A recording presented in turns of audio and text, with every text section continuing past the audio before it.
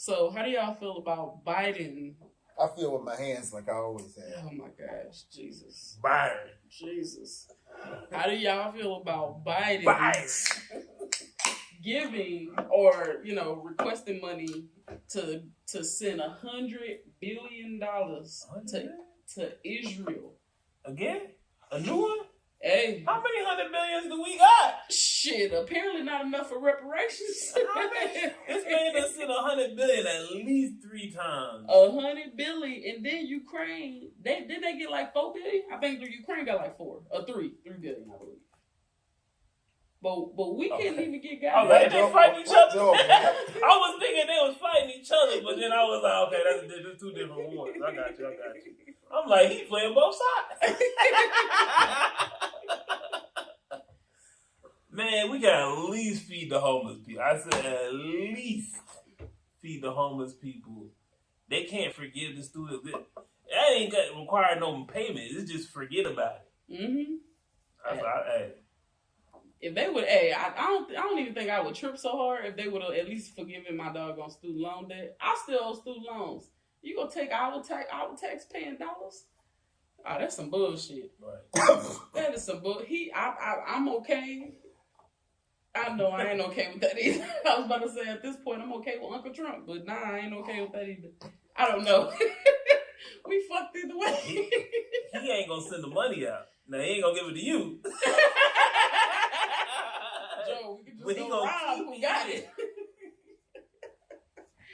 Hell nah. I just think this I don't know. I think since he's been in office, Kamala Harris has been MIA since they've been elected. I ain't even seen her. I don't know if she's passed. I'm not saying she didn't do nothing. I ain't seen her. So it's crazy how he used her as a ploy to get into office. And we ain't seen her ass since they walked up the road together. You watched the Cat Williams stand up? Oh, yeah. The new one? Yeah. Where he said, she's scared of dogs. They German Shepherd done bit like 13 people up in there. She ain't going up in there. Man. So how do you feel about our hard-earned taxpayer dollars being sent to, Palestine? Israel, I'm sorry. I don't think it's a surprise. I think it's consistent with the United States' global endeavors being over its citizens.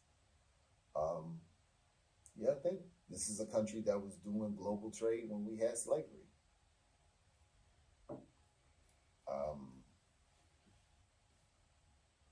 I just wonder, how does this affect how you all look at your vote?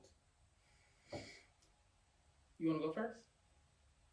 I mean, I never looked at my vote as effective anyway. Why? There's some people like live and die on the vote. I was just having a conversation with a young lady out there. She was like really, really hyped about voting, and she was saying that to marry somebody, they have to vote like she votes. Like she's that deep into the vote. So why do you think your vote doesn't mean anything? Because of the electoral college. Right. One, they picked. 2, neither side is for black people. So I mean, ain't nobody looking out for me. Mm-hmm. Until they want to use you to get in office, and then they MIA, Democrats. I was waiting on you to finish. That's it. You said the electoral college. What does that mean? I mean, I don't know how to elaborate properly, but I mean, the electoral college in the popular vote, based on how they have the election set up, our votes technically it don't really matter. It's really a popularity contest at a certain extent. Like in certain states, it's basically a popularity contest. So I believe if that's already like a red state or a blue state, for the most part, all you got to do is you might have to show your face. That's still gonna be a red state or a blue face. Blue state. So it's very rare that states flip outside of Atlanta in this last presidential election. Atlanta's not a state. Atlanta flipped Georgia, I believe. Oh. If I'm not mistaken, was it the last? Atlanta flipped all of Georgia. Shit, you know how many black folks in Atlanta? Just how many rural white folks is in Georgia? Hey, and I know that they had some women who went out there to Atlanta to like help flip the vote out there during the last election. So I believe, if I'm not mistaken, I could be wrong, but if I'm not mistaken, I believe Atlanta helped flip Georgia to a blue state, or it was something like that. But as far as the election, as far as the presidential election, as an adult, this will be my first time not voting, because I feel like either way we're fucked. Nobody wants to see Biden versus Trump again. We saw what both parties has already done for us, which is basically nothing. And at this point, I mean, I'm over it, and I think a lot of the young people, we're over it as well. So a lot of people are not talking about voting. They don't care about the presidential election. Man, pick a side, man. I don't have one. They neither You one. pick a side and you die in the middle. That's what happened. Just me in the middle, bro. Just me in the middle. So neither side is for us. Like none of them. They don't give a fuck about us. when has there? Have you seen an election that you thought one side was for? Yeah. I thought Obama was for us, but I mean, honestly, but this is when I was much younger. So, you know, when you become of age, you think, hey, this side is for you, until you realize, bro, I still got student loans. I'm still out here struggling. Y'all ain't changing the laws that help me. Like, shit. Like I said, it's the first time I'm just like, at this point, I don't give a shit. Fuck it. Because ain't nobody gonna win but rich white people. So it is what it is. Has there ever been an administration that's not who won? If they have not, I'm not aware of it. So I'm not sure. I'm not sure. So I'm saying, what's the difference? Shit, I don't know. You done voted every year up until now. Why not keep the train on? Shit, Well, for what? My one little vote don't matter. All votes matter. Yeah, that's what they tell you. They tell your ass that to get you in that long ass line. Matter. Shit, hell no, man. I don't know. It's just it's point to me. It's pointless. So are you saying that you foresee a large abstention in voting this election? From people my age, within my age range, I think we're losing interest for sure. And maybe people younger, I don't even think they have the interest of people younger than me, to be completely honest. Like, Gen Z, Gen X, whatever, I think it's Gen Z, they damn sure don't give a damn. I promise you, they don't give a shit. So we the ones, I guess we almost about to creep up into elderhood. I don't hear nobody talking about voting. Cause it's like, bro, we done already been through what both, so we've seen what both of y'all can do. Some of the presidents that I would be interested in, they're not even up. They're not an option. Who would you be interested in? I've heard, I believe his name is Andrew Young. I like some of his ideas. Andrew Young from the Civil Rights Movement? No, it's some, I think he's like an Asian guy. Oh. Yeah, don't make me look. I'm like, whoa, wait a minute. He heard the clap of thunder many a year. Andrew Young was with the Carter administration. He was with Dr. King. No, well, he's an Asian guy, and y'all know I'm bad at names, so I hope I have his name right. I like some of his ideas. I like a couple of Elizabeth Warren ideas. She had great ideas as far as the financial side of everything. Andrew Yang, that's his name? I'm sorry, Andrew Yang. You know I'm bad at names. I believe Elizabeth Warren had great ideas. Bernie Sanders had great ideas. Who is Elizabeth Warren, and what were her great ideas?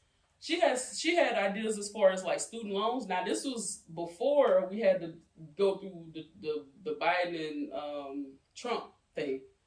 They was interviewing on Breakfast Club, and I really like some of her ideas as far as like how to get us out of student debt, how do we move forward as a country, how do we help Americans. How do we get out of student debt? I don't know, ask her. I'm just telling you what I liked at the time. I was just saying, what was it that you liked? She had a plan. She listed out the plan on Breakfast Club, and I was like, okay, cool. And I never had heard of her before, but her ideas made her stick out. Black lady, white lady? She's actually a white lady. Okay. And also, those three was about it. That's about it. Why is student loan debt so important? Because that's something that that affects most of us. In our generation now, a lot of our parents told us to go to school, because that's the best that they could tell us to do. So a lot of us went to school, got into debt to obtain jobs because it was a country that was moving forward. So we figured we had to have equal education with other races. So I don't know.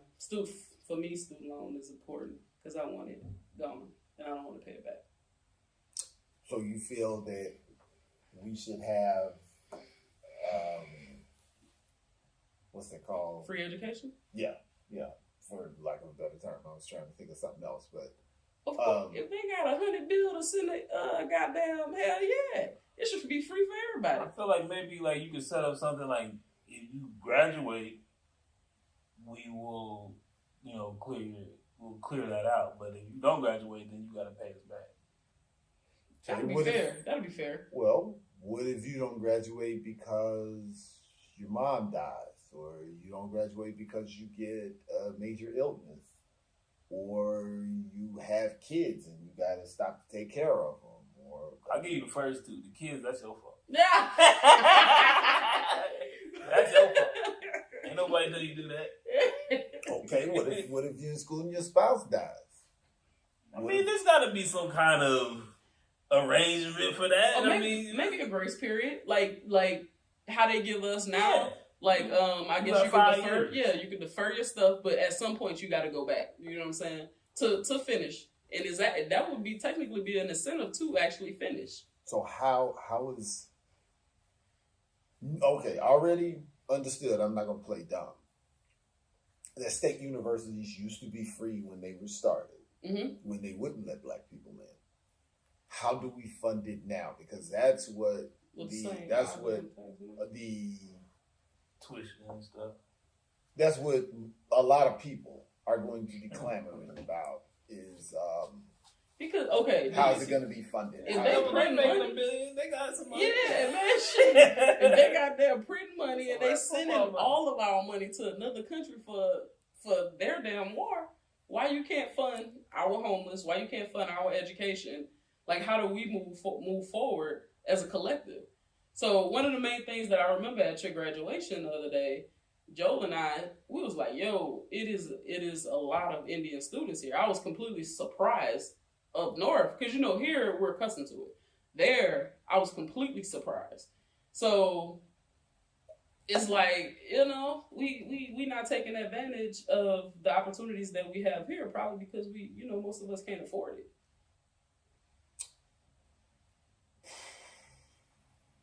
So what do you mean we can't afford it?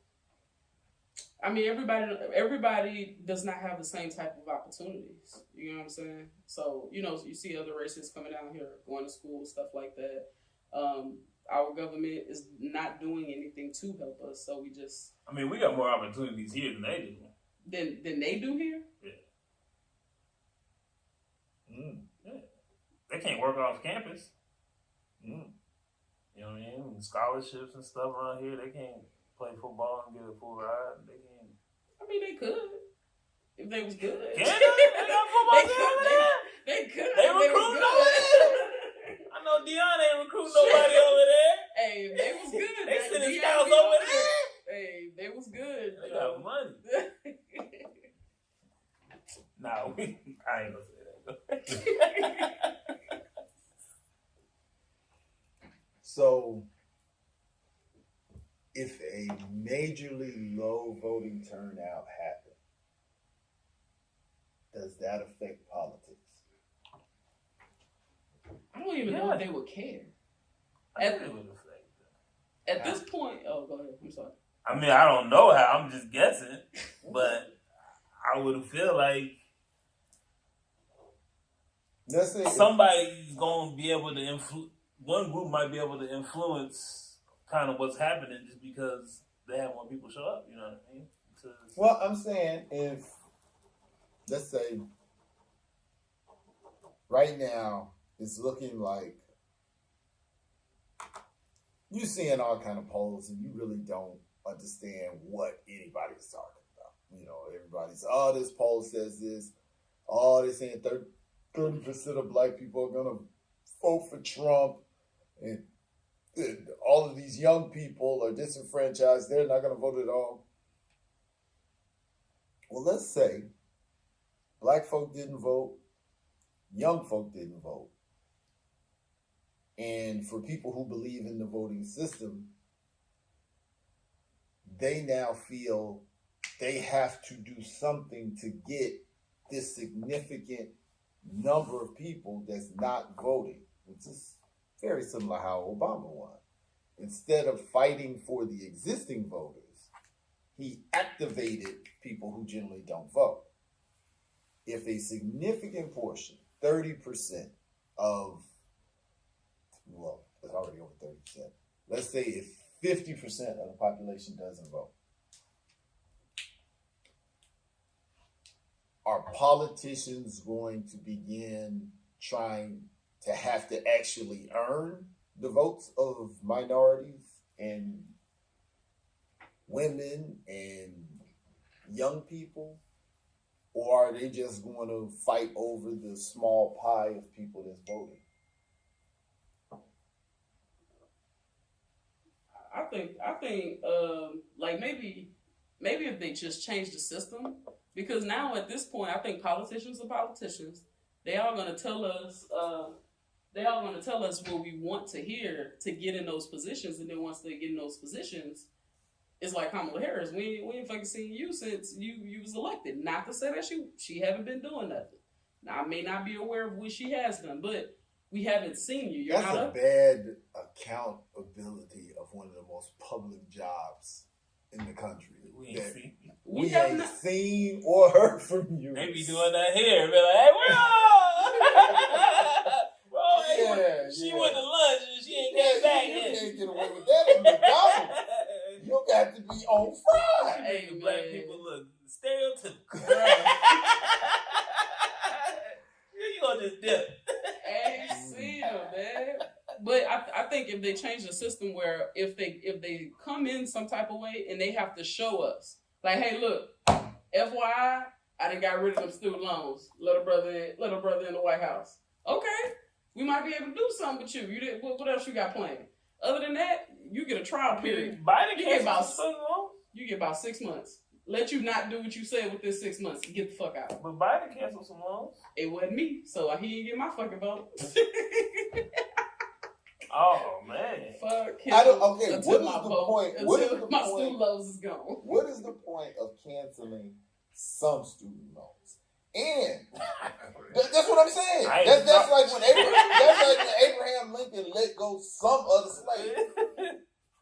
What about the border states? Yes. Millions of slaves still in bondage. You let some of them go. What part of the game is that? And what they call loan forgiveness, they let go the back end of your loan. Like, oh, if you make 50 payments, then we'll forget the rest.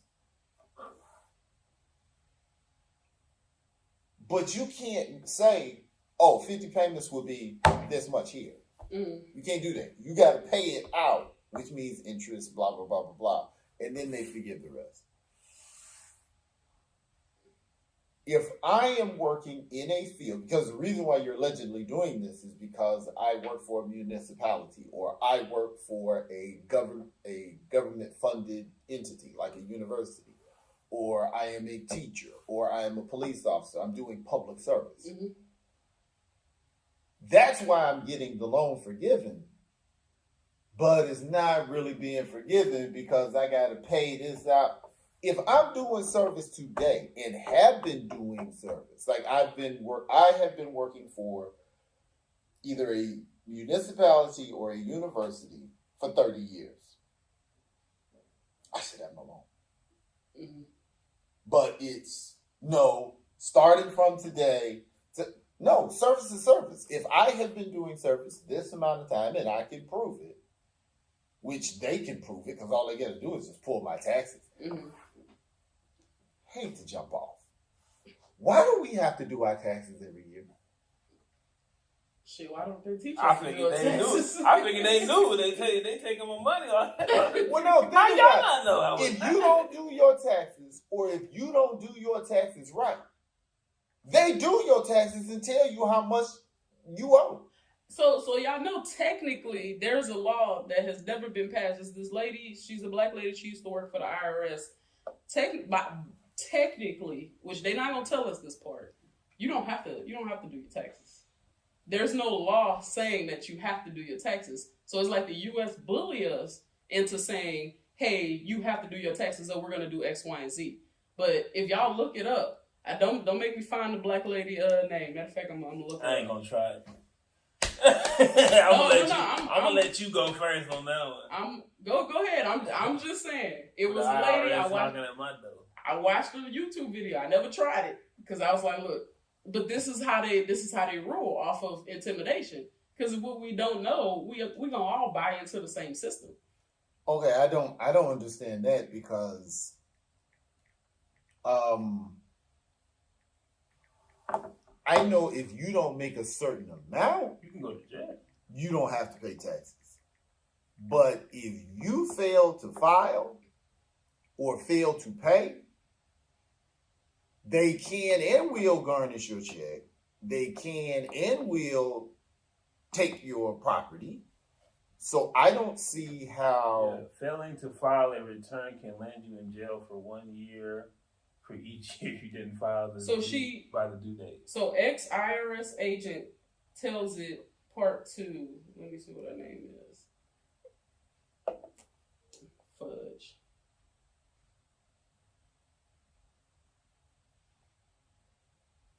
Yeah, they can take your stuff too, see your assets. People, $36 million an hour in interest from the American. Sherry Jackson. My children, my 2 children, were born $86,000 in debt based on the national debt.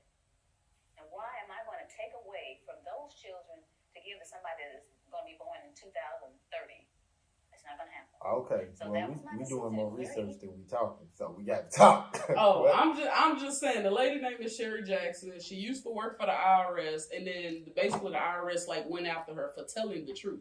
But it's specific. She named the law. Next time I'm gonna have the name of the law. But she named the law. She was like, this is not a law. We don't have to file taxes. They just intimidate and bully us into thinking that we do. So I'm just giving you the information. It says you can go to jail. Whatever. I looked the law up. I was like, is But you said the law this was was years. This was years ago when I looked it up. But no, I'm saying she's stating that there's officially no law in the book that states that you have to file taxes. But I could be wrong. I'm gonna let you go first because I ain't gonna try that.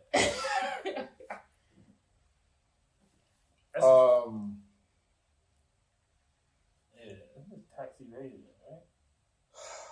We have a full tax code that is enforced by Congress. I don't understand how. I mean, we have a articulated tax code. Yeah. How could The law is tax evasion. Tax evasion is the illegal intent of non-payment or underpayment of taxes due. Hey, And those who engage are subject to criminal prosecution, penalties, and jail time. Hey, I'm only going based this. She probably got fined for a reason. Ex-IRS. Lying and shit. Hey man, you ain't even gotta do all that. Oh, you good? But next time I'm gonna watch her video just to make sure to like actually see what she said.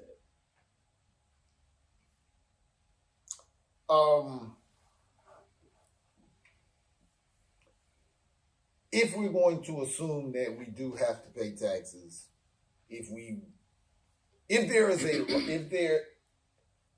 there has to be a law. I mean, the tax code says you have to pay it, and you got to pay it for your earnings every year unless you make under a certain amount of money. So unless she's saying the tax code doesn't isn't real. I don't understand that. But let's say it is. Let's say the tax code is real and you do have to pay. Why do we have to file? Because if you do it wrong, they tell you what the correct amount is. If I say, "Oh, I don't owe y'all no money," they be like, "Yes, you do. We did your taxes. This is how much you owe us." If you're gonna do my taxes anyway, why am I doing my taxes? Either send me my check at the end of the year, because you already done calculated it, or send me my bill at the end of the year, because you already calculated it. Don't you? Is it not for the write-offs and stuff that they didn't think you would? Yeah, they don't know all your They write-offs. wrote the code. They know what write-offs I can possibly have. Well, But if I buy something in cash or something, okay, like I that, get you. I get you. You're saying like for the itemized deductions, Yeah. they wouldn't know. But okay, those are saving my life. I could go with that. It's just a way that they can But how cover many their people? own. Don't most people just do a 1040 easy? Yeah. Most people are like, "This is how much I made. I'm taking the general withholdings. I either pay or I get." Yeah, it should be, if you don't have a business or any write-offs, then here's your information. Like, here you go. Right. If you do, then you can fill this out. And again, Your write-offs is just going to be either money back or money, you know what I'm saying? Right. It's just going to be a little bit more money out towards you. right. So why is it not taught in junior high? Why is it not taught in high school? Why is it not taught in college? Something that we have to do every year as an American. Don't you find that out? Especially a state-funded school. That means the federal government and the state government, because some states like Indiana, you have to do state taxes and federal taxes. In Texas, you just got to do state taxes. Don't you find that odd? Shit, at this point of my American experience, no, I don't find it odd, because they're not going to teach you stuff like that at all. So it took me sitting down and figuring out how to do my own taxes. But you're required to do it. I get what you're saying, but they're not going to teach us how to do those things because they want us to fund other people's business. If you don't know how to do it, you gotta go to H&R Block.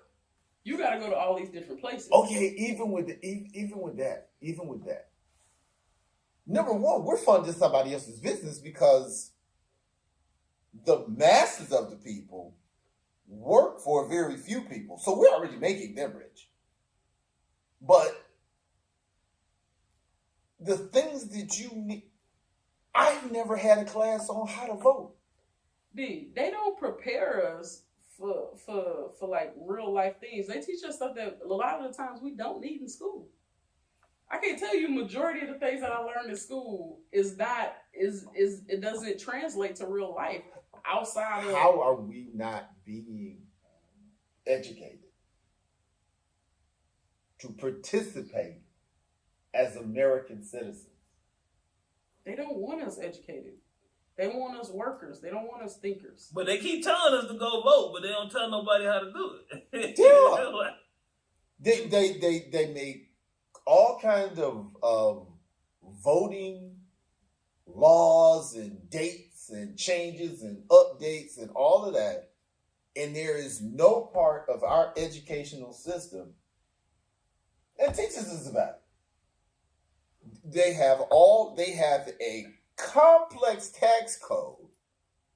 Would that not be? That's like not even college though. You can't even take it. No, and that's what I'm saying. Shouldn't taxes be like English? In high school, you got to have 4 years of English. Why would you not have 4 years of taxes? Because you can study the tax code for 4 years and still not know half of it. So I'm surprised at how little outrage is in mundane, everyday American society.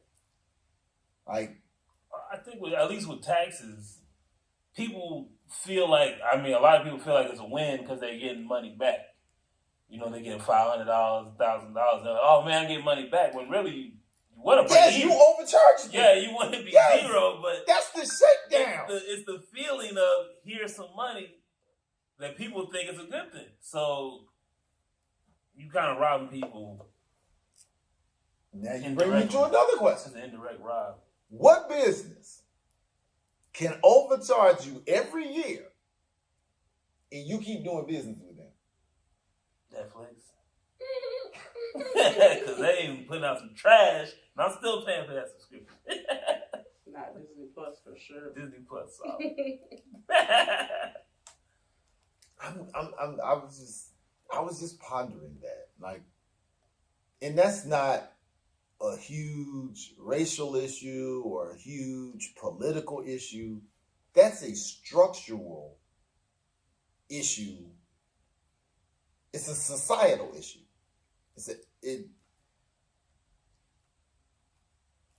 I don't know. That don't hit y'all as strange. No, it's strange, but it's not surprising. Like, we're taught how to reason and think, but not how to do things that are required of us monthly.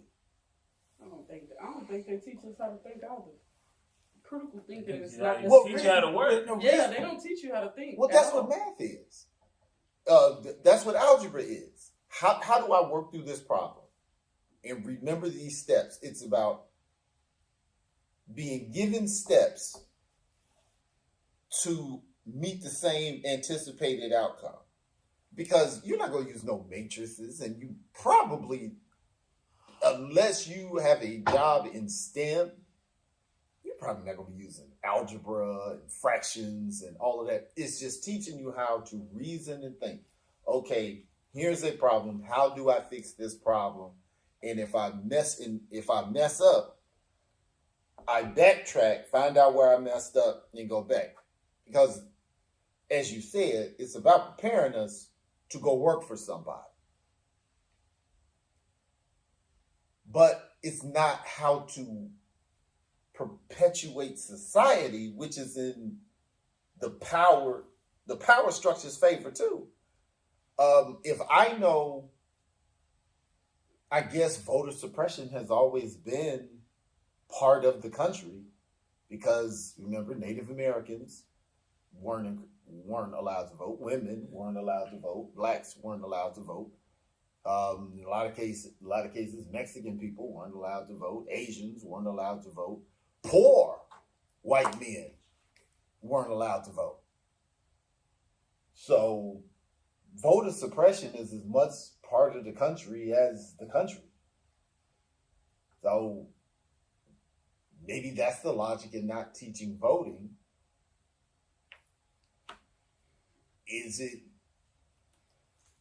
I think we're not taught how to do taxes is because if we don't know the advantages to us in the tax code, we'll always undersell ourselves. And they'll get more money from us than the tax code would generally allow. But I just want to interject that. I don't know why that just kind of hit my head, but I got a question. How did you learn how to do your taxes? How did I learn? 1 year, it was just, I was like super young. So it had to be, I've always worked since like 16. And I would usually let my mom take care of it. But I think once I turned right about 17, 18, I went out, told my mom, don't carry me. Like, let me take this journey. I went out, found a lady to do it. So I think the first year she did it for me. So I might have been 17 that first year. Second year, went back to her. She told me, I'm not going to do it. I want you to learn how to do it. And that like shocked me. I'm like, man, if you don't file my taxes, whatever. She said no. She was like, go download TurboTax. It's going to walk you through. So shout out to her. Forgot her name. She was a young black lady in Baton Rouge. She like looked out. She said, no, this is what you do. Go download this app and you can put it in yourself. So it took me sending my taxes in the first year. I'm pretty sure I messed up. I ain't had no guidance. I just was like, went down a little TurboTax and just kind of followed all the steps. Then after that, I kind of got better and better and better, especially once I started my business and then actually purchased houses. I realized the advantage that I had as far as writing off everything as far as like the taxes and anything like landscaping, stuff like that. So it was trial and error. I just had to figure it out. How you learn how to do yours? In the same way, basically. I download TurboTax, start filling it out. Someone told me to pay for the extra thing that I didn't want to pay for because that's where you get all the breaks. And now I'm looking, what I do now is I look at write-offs and stuff that I didn't have, and I start taking notes of them. So whenever, I travel or whatever, I know, okay, this is a write-off. Make sure I say this procedure, write this down, whatever. So, yeah. But I'm never confident about, what I'm filing, and I do get money back. So that means I'm still overpaying regardless. So. Mm-hmm. It was, we were chiseling onto stone. No, back then you went to the post office. To file your taxes? No, to get your tax forms. And on the tax form, it says, look at your W-2 and the number, put the number in box 3D here. And all of the instructions were actually on the form. And, if you worked at McDonald's, there wasn't no itemization in the hood. You know nothing about that. Trying to write off your lunch. And, you hoped you got a little something back. And that was just, I did my own taxes. God, I think up until the time I got married. And once I got married, I just started doing things a little more professional, keeping records, things like that. And then that's when I started with H&R Block. And then when we opened businesses, then it was like, okay, I don't know how to do this now, but I keep my receipts. Boy, I be receipt deep. And, but there needs to be,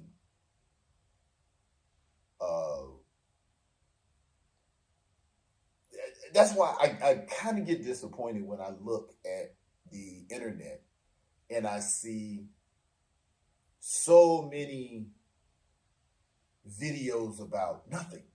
And like the guy Country Wayne, I'm sure I've never watched a full Country Wayne video.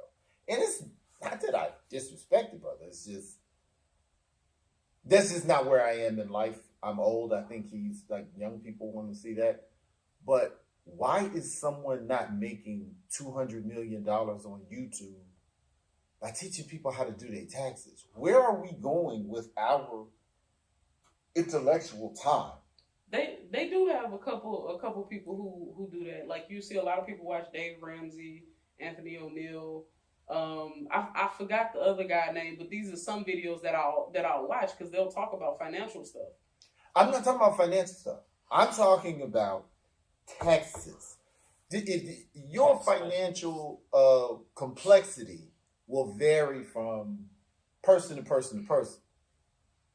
Your taxes will be very much grouped because most of us work one job and have the general deductions and get up.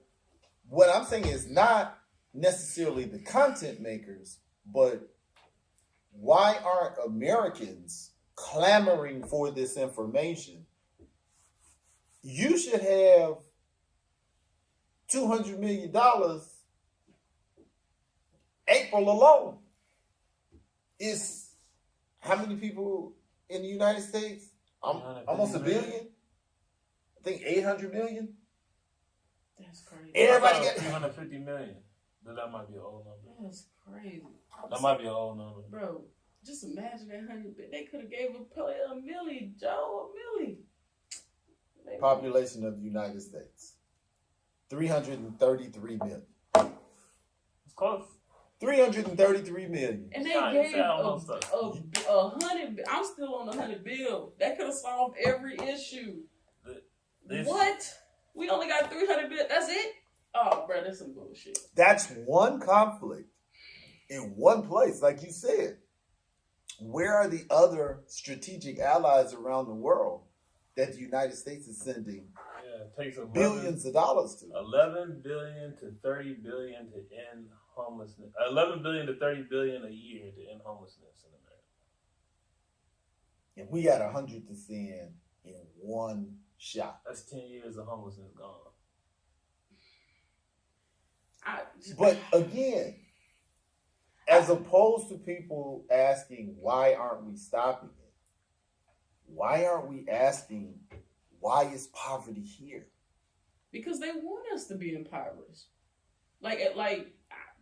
Yeah, that's the question. Why? That's the question. Why? I don't know. I don't know the answer to that, but we all know and Greed. understand that they want us to be impoverished. The answer is Greed. Greed. That's there is no loyalty. The United States is supposed to be, in theory, It's a business. a democracy, right? Business. But in the democracy is majority rules. Capitalism is the financial system, and capitalism is the best survive. Out for self. How can you have a system where majority rules with a financial structure of individualist thinking? The two don't flow. And the truth is, capitalism is our government and our economic structure. The United States government is nothing more than a corporation to pay for the things rich people don't want to pay for. I don't want to pay for the roads for you to get back and forth to my job. So we're going to make a middle class, the Homestead Act, for you to build middle wealth, and you pay the taxes we used to pay. I'm not going to train you on my job, so you pay for your own training. That's called public schools. I'm not going to buy you a car, so you pay for public transportation. I'm not going to train my management, so you pay to go to college. That's what that whole Western expansion was. That was the need to, that's why they fought, that's why the North fought against the South, not to expand slavery and to expand white wealth. That's what that was about. So it is a very strong argument to say capitalism is our government as well as our financial system, because if you're going to have majority rule, why should black people vote? Which 12% of the population? White. It would always go in favor of white. Right. Which is what it does. So, and if the power structure is white, even if the blacks and Latinos, Latinx get together and the Native Americans and put all their votes together, you're in charge of the laws. Why do we still have the Electoral College was put into place because of slavery? Why do we still have the Electoral College almost 150 years later? Slaves still there. They just moved the slavery around, but it's still there. But if we're functioning under the fallacy that the 13th Amendment ended slavery in 1865, 1965 is 100 years. So 75, 85, 95, 05, 15, almost 25, so almost 160 years later, we have not had slavery. If we're going to believe that fallacy, why do we still have the Electoral College? Most people don't even know that the Electoral College was specifically put there because of slavery. Why? Well, I mean, just to change laws like that, I think a lot of people put it on the president, like, hey, you're supposed to do this, but I don't know if a lot of people know that it's actually Congress. The president is nothing but a puppet. So it's not really much that the president could do because they have to run things through Congress and they batten everything back that doesn't fit what they want. Why do you say that the president is a puppet? Because they don't technically control much of nothing. If I'm the president and you're the face, they put you as the face, so they utilize you as, hey, you control everything. When all actuality, everybody got a boss, i.e. Congress. So when they go and try to pass bills or whatever the case, something that can actually change and help us, like the student loans, Congress was the one that said no. So are you saying that we don't have 3 equal branches of government for checks and balances? Is that what you're saying? No, I'm not. I'm saying when the president goes to Congress with ideas, whether we like them or not, whatever, if they don't, they're gonna say no, and it depends on who hold those seats. Okay. So if it's mainly Republicans, it's gonna always go to Republican route, regardless if we have a Democratic president in office. But if they're mostly Democrat, then of course it's gonna always go the Democratic way. So it's like nobody is really fighting for the people. Everybody's fighting for themselves. Why do you think the people have such a vested interest in this dual party system when most people are not benefited by it? Because most people in this country are working class, if not working poor. And this includes poor whites. Because I just finished this book, The Sum of Us. And it really goes into that. Why do you think so many people who are not directly benefiting from the American system, don't know the tax code, are caught in student loan debt, like you're saying, looking for jobs to make other people rich? Why are they buying into this dual party system so passionately when it?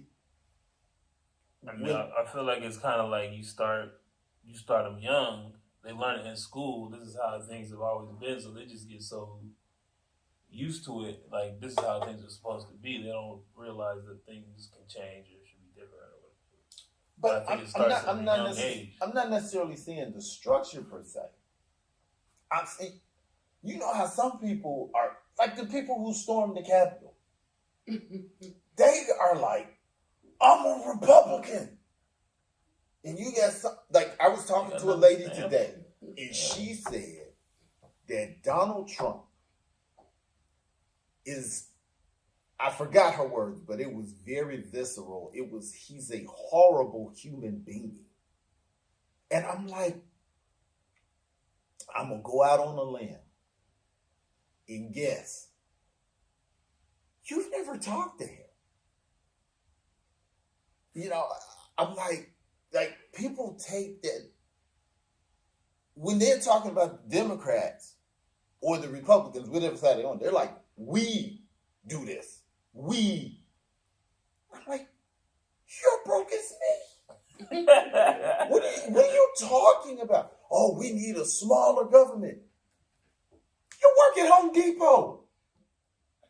The size of the government will not affect you one side or another. But I mean, folks, your job is digging a ditch, literally. And you're talking about we need less government. What? No matter what the size of your government is, you're going to have a job with a name on your shirt. What are you talking about? I'm just amazed at that. Like, it's almost like when I hear people when the NFL protests were going on, it made no sense to me where white billionaires were saying, we don't care about Black lives, we just make money off of it, and doubled down on it. They stood on business. And I respect that. I prefer racist, blatantly racist people than hypocrites. Because I know how to work with you. I immediately stopped watching. I have not watched the NFL since 2016. I don't buy anything NFL related. But black folk were still supporting the NFL. Talking about, that's my team. You gotta pay to see your team. You gotta buy a jersey for your team. That's not your team. And you can't sell nothing with your team on Can't it. Or sell nothing with your team on it. But that, to me, that's just as crazy as this. I mean, people become violent if you say I'm a Republican and I say I'm a Democrat. I think that's more the person. That's the personality of the person. Someone who's gonna get bucked for the Republicans is someone who's gonna get bucked for the, for the Cowboys. It's just, that's the type of person they are. So when they pick a group that they can relate to, they go all out for it. And it's like they have nothing else to be a part of in their life to make them feel included. How do you relate to Mitt Romney, who said, oh, well, when you're going to start off in life, just borrow $20,000 from your parents and start a business? Who functions in a mindset that everybody's parents got $20,000 alone. That means that you got more than that. How do I see myself with him? Over there by the Grand Prairie Mall, outlet mall, they used to always have this big trunk group out there every weekend, and I so wanted to stop. And I just never took the time. Because how do you align your thinking, your pocketbook, with a billionaire? And you not even 100 there. The only way y'all there is you off work. 100 there? That's what I'm saying. If you live in check to check, you're not even 100 there. You ain't got hundreds in the bank. And that's what but I am aligned. How can you be aligned in thought with a man who started off with $400 million? I think it's really more of a target thing. Like, if you give you give everybody a common enemy, then they have someone to blame, point at, da da da. Then they can say I'm in this group, but it's really not about being in this group. It's about being against the other group, and I need someone to be mad at, so I'm gonna be mad at this group because my life sucks or whatever. But why do this is something that has I don't think it's gonna make sense to anybody who thinks logically. That's why, but this is what I'm saying. This is supposed to be the most productive and greatest country in the world. Now, I will kind of entertain that story because of how many people, like you said about the graduation, how many people are coming to this country for opportunity. You can look at the universities, you can look at the medical field, you can look at engineering. People are coming here and happy to be here. Talk to some of these international students. They're leaving their families. It's women that come from the Philippines that leave their husband and their kids there, and they come here and work and send their money back to the Philippines. I'm going to be a mom, leave my kids and my husband, and get here to hustle so I can send money back. So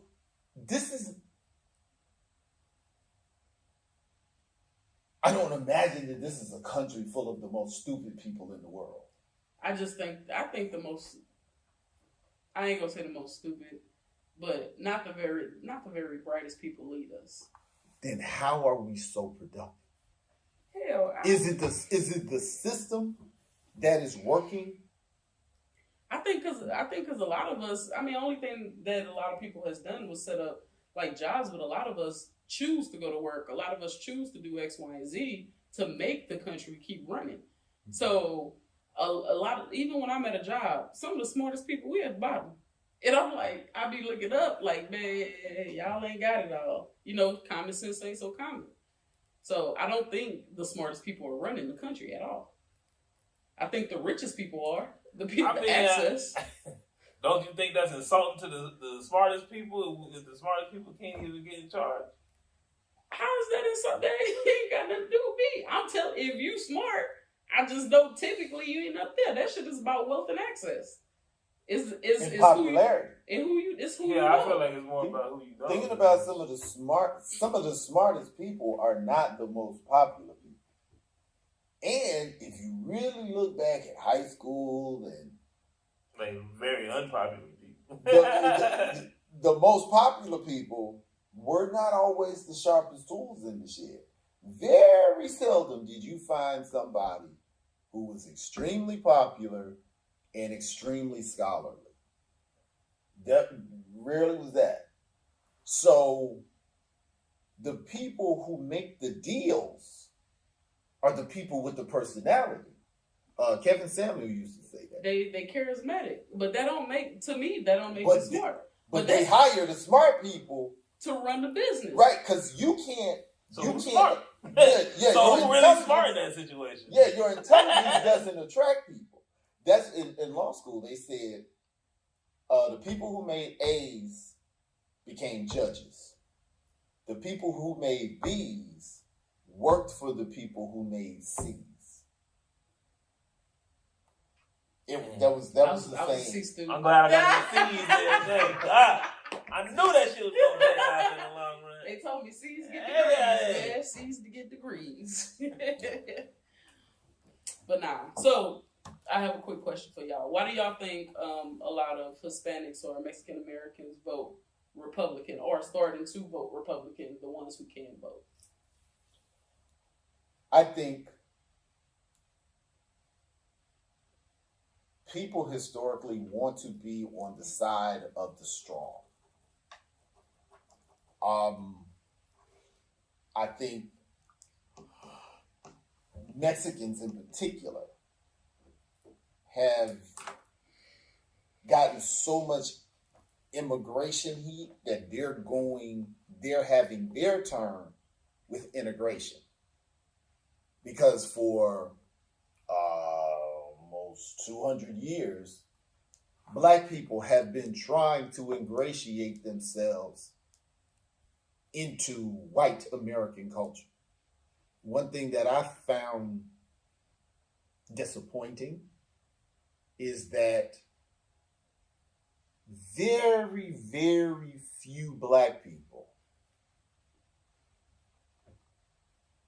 have fought for liberation or equality.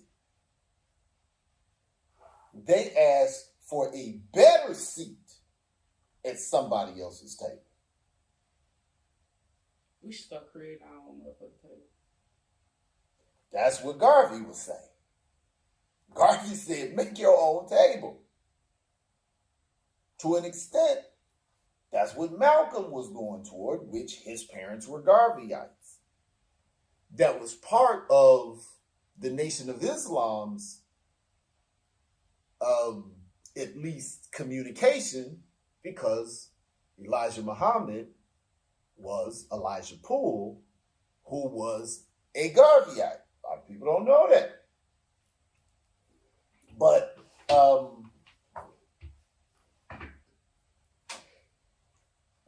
I understand why Black people are fighting for a better seat, because death usually was the result of liberation. But I think the Latinx movement toward Republicans is because that's where the most visceral response is. And kind of like Dr. King and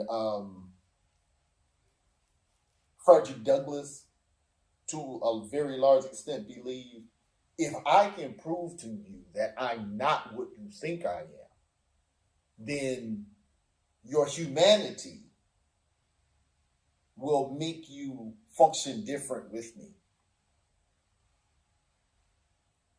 And I think that optimism, which is a criticism I also have of Dr. Martin Luther King Jr., that hyper-optimism by projecting humanity on inhumane people creates a dangerous outcome for the whole. People who will dehumanize or commodify a person lacks humanity in themselves to be able to do that. A plan banking on my humanity is the worst plan in the world. I have none. And that's a very unpopular view in history. But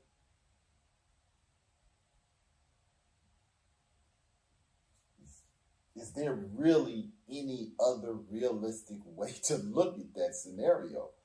Can I do what was happening to this group of people? Genocide of Native Americans, chattel slavery of Africans, removal of Mexicans, oppression of Chinese, oppression, second-class citizenship of women, and that doesn't affect my humanity? How is that possible? And for people to say, for us to compare ourselves to those people, non-white groups, to compare ourselves to white groups, is that the measuring stick that we want historically? I don't know. What you got to say, Joe? I mean, I don't know why they vote that way, but I feel like that's kind of what their edge is to, if I'm willing to be inhumane, everybody else wants to be humane, then that's going to give me an edge over everybody else.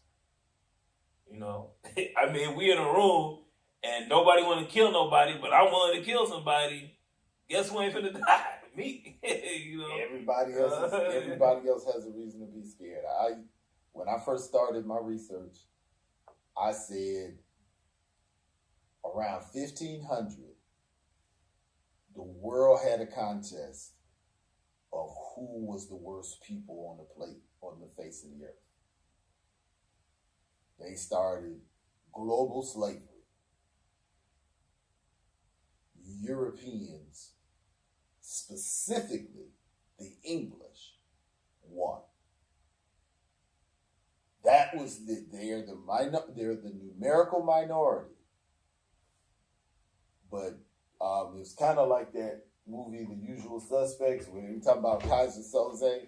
He said, you don't need men, you don't need guns, you don't need influence. All you need is the will to do what the next person is not.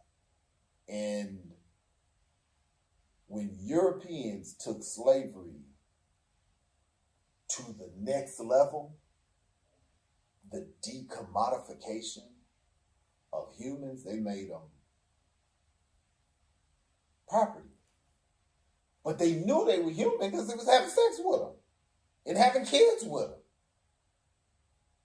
So even if they were ignorant enough to really believe it, they know, okay, when I have sex with this sheep, a baby doesn't produce.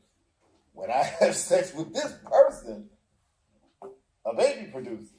Okay, so let's say if they were really that removed from reality, after 50 to 100 years, you go, oh, okay, we have the same genealogy. This is a person.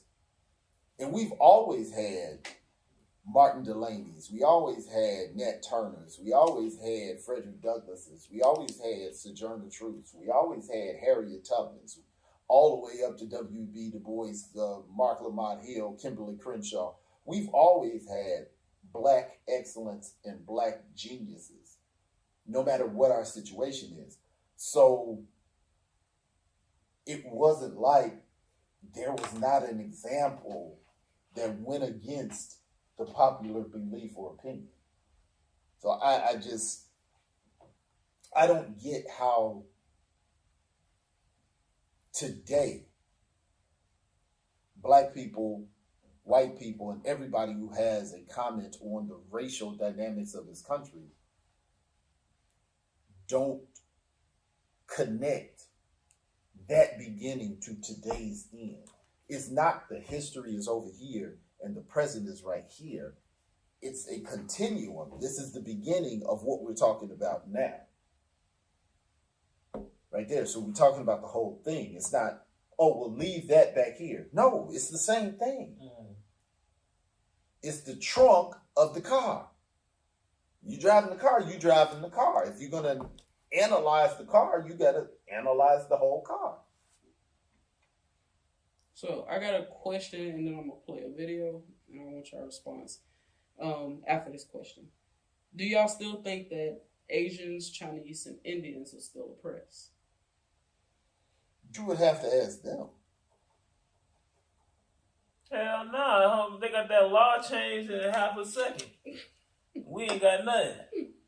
They changed that law. I mean, you mean in the United States, if they're oppressed? Yeah, like the people who come here, the people who are here, do you still think that they fall under oppression? Because like earlier you said, the oppression, the oppression of, I believe you said Chinese. So do you still think that Asians, Chinese, and Indians are oppressed being here? I think any immigrant falls under the immigration bias because poor whites have traditionally and historically reacted negatively to the ploy of pitting immigrants against their opportunity. That's what Dr. McGee calls the zero-sum political dynamic. Means for you to get something, I have to lose something, which is, even though it's worked, it's extremely illogical because if I own the business and I hire everybody, there's no way these people can take your job unless I hire them. But I'm telling you, these people coming is Come for your job. and if you and I are cool, your issue, instead of your issue being with me, your issue is with me, not them. Right. It's with me. You don't hire them, we good. How can they take your job? And over 96% of the CEOs in this country are white men. So why would poor whites have anything to fear if whites are hiring everybody, but the same whites that's hiring are telling the poor whites, hey, they're going to take our jobs? They can't take it. You can only give it to them. So a lot of these people are caught in this fight between poor whites and rich whites. And that goes all the way back to 1676 with Bacon's Rebellion. But I think that's the same thing. You give them a common enemy or a common target to, hey, it's them. You miss everything that's going past your head, That's what Lyndon B. Johnson said.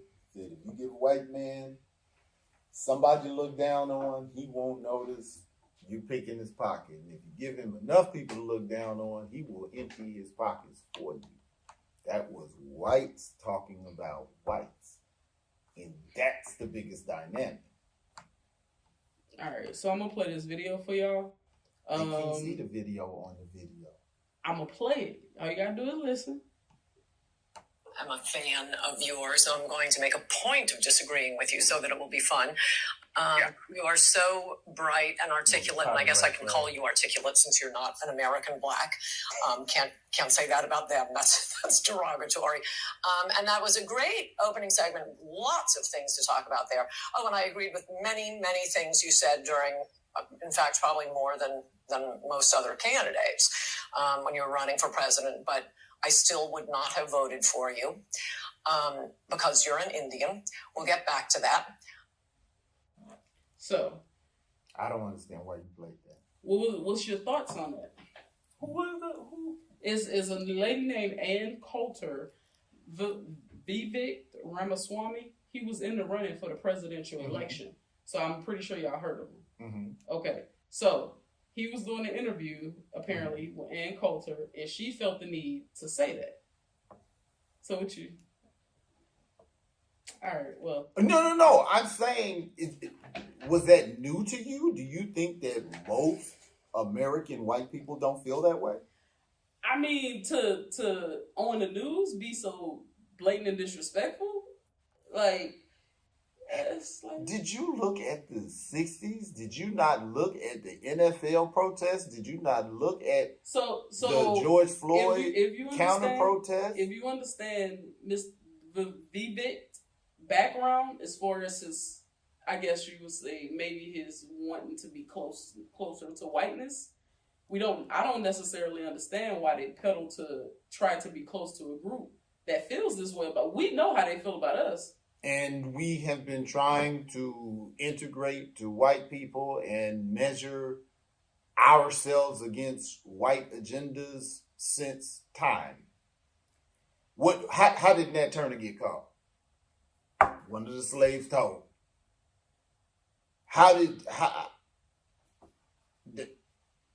We have always had people in our community align themselves with the white power structure either out of fear or out of opportunity.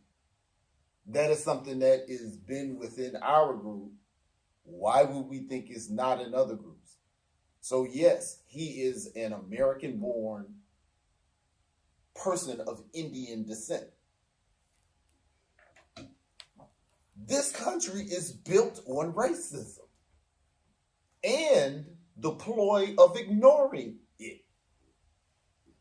Word slavery is not in the Constitution. So I'm thinking, in which I can attest to how they feel, but I'm thinking that most other races doesn't necessarily feel as though that maybe white people feel this way about them, because they so busy trying to join the club. hey, I want to be a part of this. I wanted this, and they align their thoughts, agendas, everything. How is that different from Kamala Harris? You said, how is that different? How is he any different than Kamala Harris? Well, should I see him? What I'm saying is, Kamala Harris her blackness became an issue when the white presidential candidate needed a black person. But she was using the American justice system to lock black folks up for who knows how long. Mm-hmm. And I haven't seen before, I believe she has something to do with either the George Floyd police reform proposal, or it was the Emmett Till Anti-Lynching Act. It was one of the two that I believe she had some association with.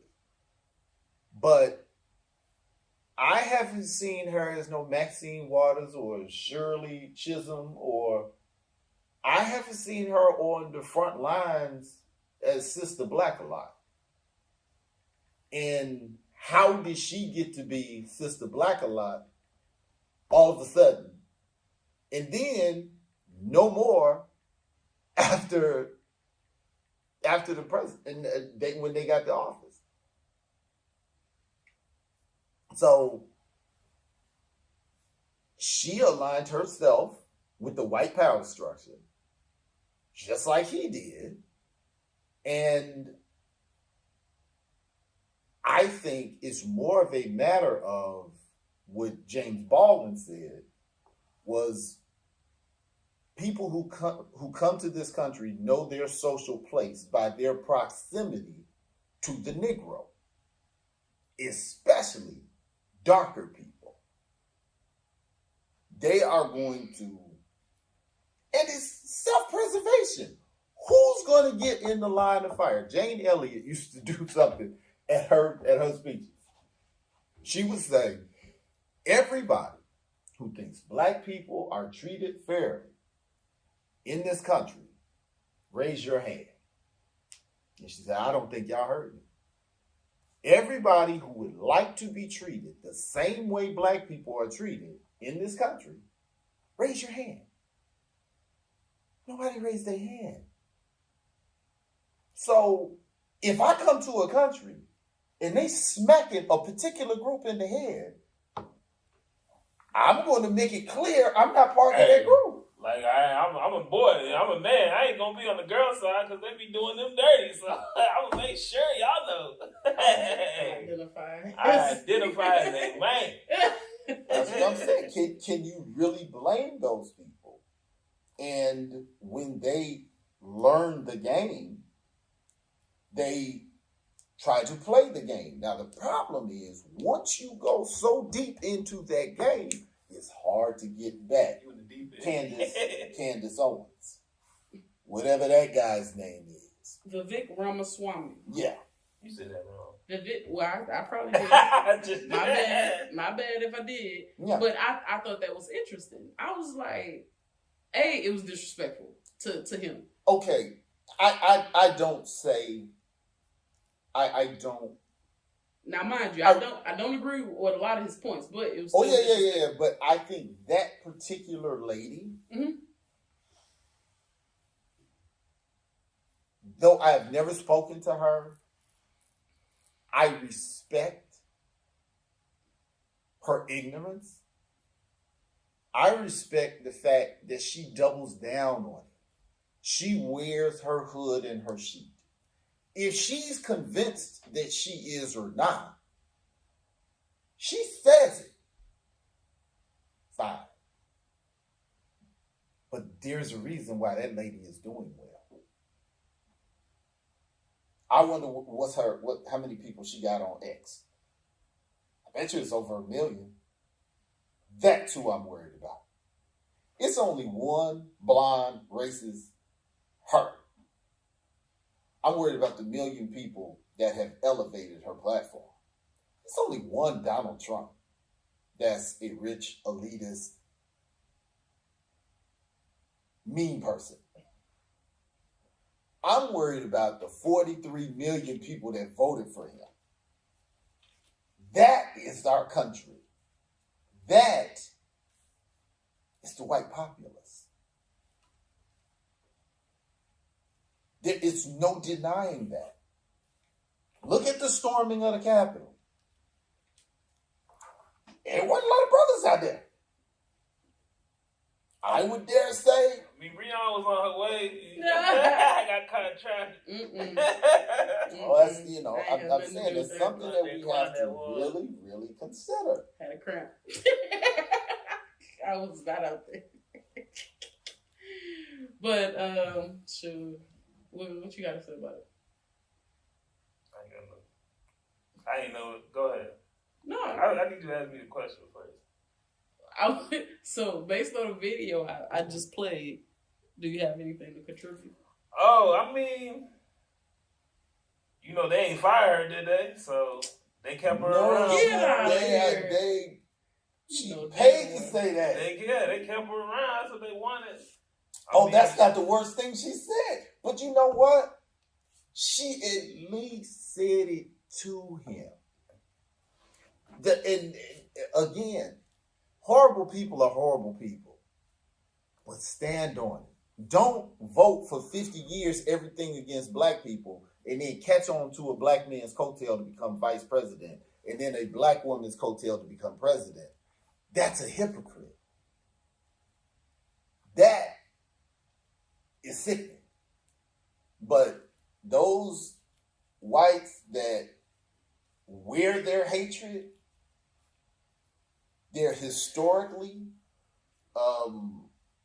represented. And what they exemplify is how many whites will go along with that. The vast majority of whites would not say that. The vast majority of whites may not even agree with that. But very few of them will speak up against it. Historically, that's true. Very few of them, maybe 10% of them, will speak up and out against it because one thing about white supremacy is that door swing both ways. They will hurt the people that they dislike and hurt white people that speak up against it. Klan shot up a whole bunch of white houses too. Camp, they burn crosses in white yards too. So white supremacy swings both ways. So a lot of white people don't speak up and speak out against hate groups, against oppressive systems, against inequalities and inequities, because they don't want to catch the smoke. And that's the problem. Because if you got 2 white people that will hurt everybody and 8 white people that's not going to do nothing about it, you get 10 bad white people.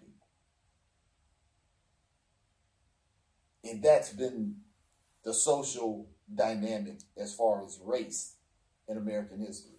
Though the majority of them, you going to stop slavery? Cool. You going to stop segregation?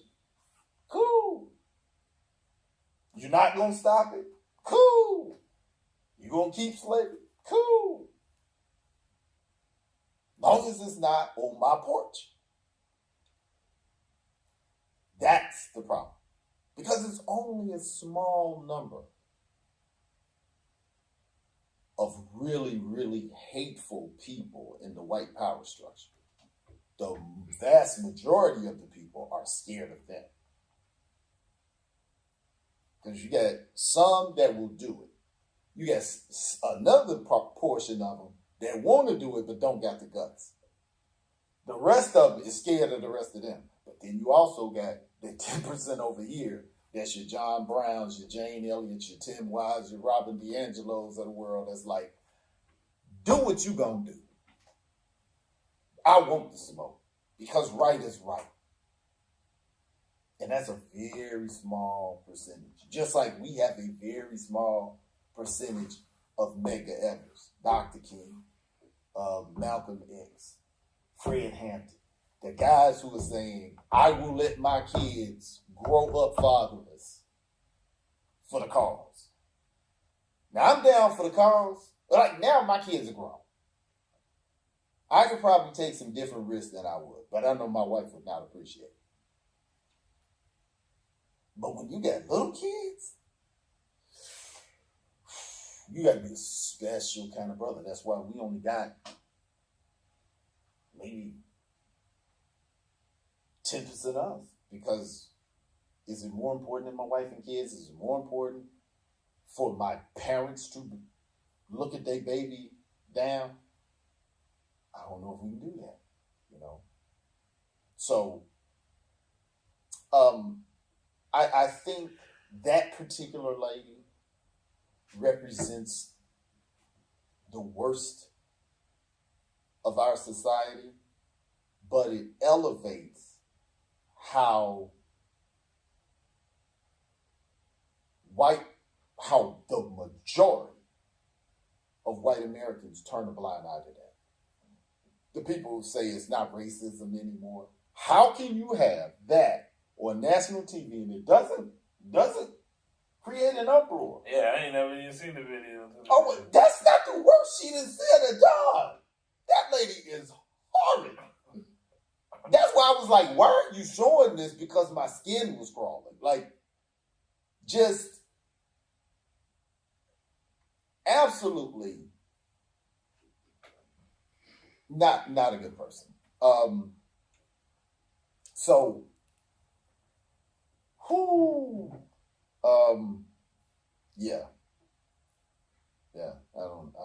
know about that one. But now, how do you navigate improving either your day-to-day life, the future, the black infrastructure? How do you all function within this system to cause positive outcomes for yourself and other people, being aware that that kind of media, big money media, there's a reason why that's big money media. You're up against that just as a regular person. How do you find your daily happiness and create opportunities to combat that type of reality? I don't got control of nobody but myself. So, personally, stuff like that is sad to hear. But I mean, at this point, with things that Black people go through every day, it's like at this point, it's just another something else, basically. Well, how can you say you have no control over anybody but yourself, and your vocation is literally influencing people to make better decisions? That's what you do professionally. You've been trained for that, and from what you've told me, you're very good at it. So how can you function? I can't influence her to do better. We're not talking about her, because again, we've identified she's to the core. The issue are the millions of people that's supporting that. I'm not saying how do you change her or people who think like that. How do you combat that? How do you carve a place for yourself and others in society?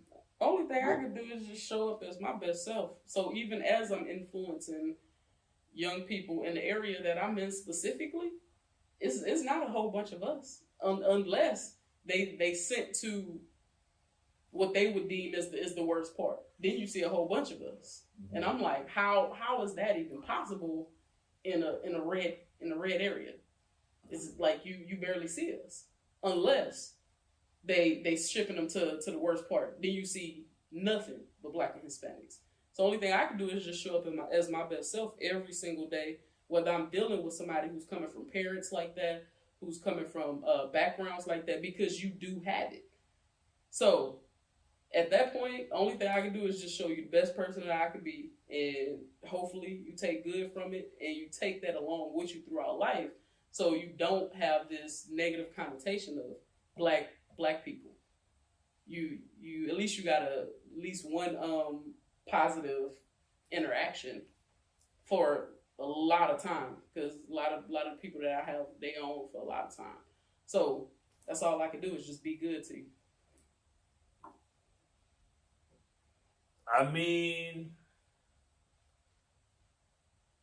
you have to start talking to people, questioning them, seeing what they think. And then whenever they, like say, you say she got 1 million followers, like I would be asking, why you follow this person? Okay, they said this. Do you agree with these statements? Is this, who you are? And then I would try to point out, either their hypocrisies or their accuracies. So,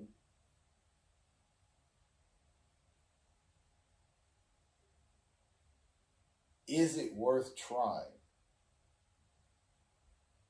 I think when you're a certain age group, yeah. Because a lot of that stuff is taught. Like, I remember when I was in college and I was taking a race relations class. Went to my professor. My professor was like, I want you to speak more. I was never one to go back and forth. I'm in rural Louisiana. I'm like, bro, I don't even care. I'm just here for a grade partner. Like, y'all feel how y'all feel. I feel how I feel. There's no point in the conversation. It's how I felt. Mm-hmm. He said, hey, I want you to engage more. So I remember bringing up these things like, hey, racism is, like, this stuff is taught. Like, I don't remember coming out being like, hey, I don't like you because you look like this. I don't ever remember that. So I'm like, this is taught. And it was crazy. The reaction that I got was from a black young lady being more offended. And I was like, baby, I wasn't talking to, it's only like 3 of us in the class, so that wasn't for you. Like, what offended her? Because I said that statement. I was like, racism is taught. So because I don't know how she was raising her daughter. I never had a conversation with the lady. I was very quiet, like quiet in the corner. I'm just here for a grade partner. And her response was damn near her crying, like, I don't teach that in my household. Well, that's letting me know that you do. Like, what you mad for? I'm not saying that you doing it, but by your reaction, it's making me think someone that told you do. her that earlier in the day, and you done triggered him. Joe, when I tell you, I was like, bro, it's 3 of us. And that sure was 3 of us in the class. The rest is white. I was completely someone confused. Told her, you teaching your kid how to be racist. And she's like, no, I'm not. And then she got to class, and you was in there like, hey, racism is top. That's a fact. Hey. I didn't know how right I was until I got older. If you throw a brick and a pack of dogs, the one that barks is the one that got hit. It's just, how long did I protest? Hit dog on holler. She hollered that day, Joe. Yeah. I was surprised. I was like, motherfucker, that was not for you at all. So after that, I was like, I'm done with the conversation. Don't ask me to talk no more. I'm good. But see, you begin to learn. Sometimes I'm thinking the problem is over here, but the problem is somewhere else. I thought it wasn't. Mm-hmm. Because I would not think black people teach. We don't even teach how to be racist in a good way. Like us first. Mm-hmm. Us elevating ourselves. Mm-hmm. Our race. That's racist. Mm-hmm. We don't even teach that. Let alone the bigotry to enforce us being first. Whereas whites historically have been educated in both. If you've gone to high school in America, if it's in art, it's in culture, it's in the job market, it's in the economy, It's in media. It's in theater. Not just the elevation of white, but the bigotry that is combined with it to enforce it. It's the bigotry that's the problem. It's what are you willing to do to be elevated? What are you willing to do to be first? One is willing to rape, pillage, lie, kill for centuries and ignore it. Oh, well, that was back then. Ain't nobody doing that now. Okay, well, mass incarceration, like generations of black people were incarcerated for nonviolent crimes. And right now, there's an opioid crisis in the country. There's no, hey, here's your brain on drugs. We don't have that now. Now the opioid crisis is going on, and that other stuff that they doing, that if you touch it, you die. Oh, fudge. Ozempic. No, fool. No, Ozempic is a whole nother game for that weight loss. But that Anthrax? other, Anthrax? No. It's a drug. It's a drug. Yeah. I can't think of Fentanyl? it. Right. Fentanyl. Yeah. Y'all gotta get y'all drug game up. What I'm saying is that's not in our area. Right. And you're not seeing any tanks going into white communities. You're not seeing any riot gear going into white communities. You're not seeing any stings in the white community. It's now back to being treated as a health crisis. Right now, if you hear somebody talk about Chirac, they talking about the black people killing each other. Numerically, there are more people dying from opioids in Chicago than killings. Why do you think? Why is it not opioid Chicago opioids? I mean, where's the play on the white crisis? Same thing, totally different response. And people will say, and I was just having this conversation with some young people that's really close to me. And I was giving them the business because they are, they're the early 20s. And they are very defensive of multiculturalism. Well, how do you know white people are bad? How do you know that this is what they meant? How do you know? You don't even know enough history to know who deserves the benefit of the doubt. If you learn the history of this country, perhaps your defense would be placed better. If this group has a history of doing X, why are we acting like we need to prove that that's what they do?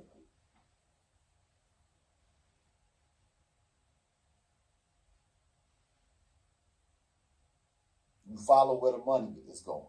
Anytime it's a crisis, where's the money going? It's a therapist. Therapist cleaning up right now, man. Well, I'm saying They doing big. Well, I'm saying the mass incarceration, the money was going to rich whites because they were opening up private prisons. The drugs coming into the country. We don't have border jobs. Forget the not having planes. Forget the not having boats. We ain't even got border jobs. How is that stuff getting not only inside the country, how's it getting to the middle of the country? How's it getting to Little Rock, Arkansas? How's it getting to Gary, Indiana? How's it getting into Chicago? Now, okay, Texas, I can see. Miami, I can see. California, I can see. How's it getting in Atlanta? Oklahoma. Yeah. Oklahoma, they got signs up like, please stop smoking meth. Like, please do not. Like, And remember, the meth crisis was before the opioid crisis. why was there no war on meth? Yeah, why was there no war on meth? Why is it 2 generations of white people were not locked up? Right. They didn't put billboards out saying, please don't smoke crack. You know what I mean? They just came whoop your ass. We have to think about that. And then when we have these 20-year-olds, especially black 20-year-olds, that don't, like especially in the university setting, when they don't have life experience. No more history. I'm trying to avoid saying something, so I'm just not gonna say it at all. When there is a reason why people are programmed to, a lot of times when you have young black people in opulent areas, they become disassociated with the black experience. And their conversation is aligned with the people in the opulent community as opposed to those that are not in the opulent community. And they take some of the judgments of that community toward this community. Well, they're lazy. They're criminals. They're drug users. And their criticism is direct here, but it's really they filter their criticism up here, and they filter any criticism going that way, which makes them look further disassociated from this community. Because why is it, as a black person, because you've been in this opulent community, okay, I understand you don't understand what's going on here, but you are protecting this community because you're a part of it, or you want to be. I think a lot of different races do that. I think it just hurts more when it's us. Oh, I believe that, and I think if you have an Indian person doing it to Indians that are treated like immigrants in the worst way, and then you have the gentleman that was on the video getting dismissed by that lady, I can see them going, bro, really? Kind of like how we look at Candace Owens. Really? We doing that? We doing like that now? Because they just was passing laws on blocking our travel in and out of the country, and they don't differentiate between this region and this region and this region of our country. They just say nobody from this area. So, but that's the game in America, is assimilation. I don't know. Anything to add, Joe?